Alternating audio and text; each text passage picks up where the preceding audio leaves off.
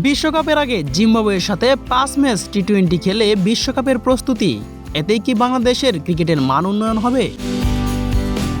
জিম্বাবুয়ের বর্তমান যা অবস্থা, টি-20তে নাজেহাল। আর বিশ্বকাপের প্রস্তুতি হিসেবে এমন দেশটাকেই বেছে নিল বাংলাদেশ। আসন্ন টি-20 ওয়ার্ল্ড কাপে উইকেট কিপার হিসেবে বিবেচনা করা হচ্ছে জাকির আলীকে। কিন্তু উইকেটের পিছনে কতটা কার্যকর ভূমিকা রাখতে পারবেন এই জাকির? গত ম্যাচে জিম্বাবুয়ান ব্যাটারের সহজ একটি ক্যাচ হাতছাড়া করলেন জাকির আলী অনেক। এমন নয় যে স্লিপকে ক্যাচটা পড়ে গিয়েছিল, বলটা অনেক উপরে উঠেছিল, আর হাতে গ্লাভস থাকা সত্ত্বেও এমন একটি ক্যাচ তালুবন্দি করতে পারলেন না জাকির আলী অনেক। তবে কি গত বিশ্বকাপের মতো এবারও এক্সপেরিমেন্ট চলবে বাংলাদেশ টিমে? আন্তর্জাতিক ক্রিকেটে জাকির আলীর কয়টাই বা অভিজ্ঞতা রয়েছে ম্যাচ খেলার উইকেটের পিছনে দাঁড়িয়ে? গত বিশ্বকাপে যেভাবে ব্যাটিংয়ের রদবদল করা হয়েছিল, এতে বাংলাদেশের বরং লসই হয়েছিল।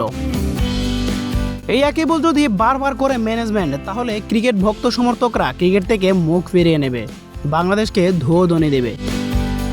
লিটনের ব্যাটে রান নেই ঠিক আছে, কিন্তু উইকেট কিপিংয়ে তেমন একটা খারাপ না। যদিও স্কোয়াডে রয়েছে লিটন দাস, তাকে কেন উইকেট কিপিং করানো হচ্ছে না? নাকি উইকেট কিপার নিয়ে এক্সপেরিমেন্ট করছে ম্যানেজমেন্ট?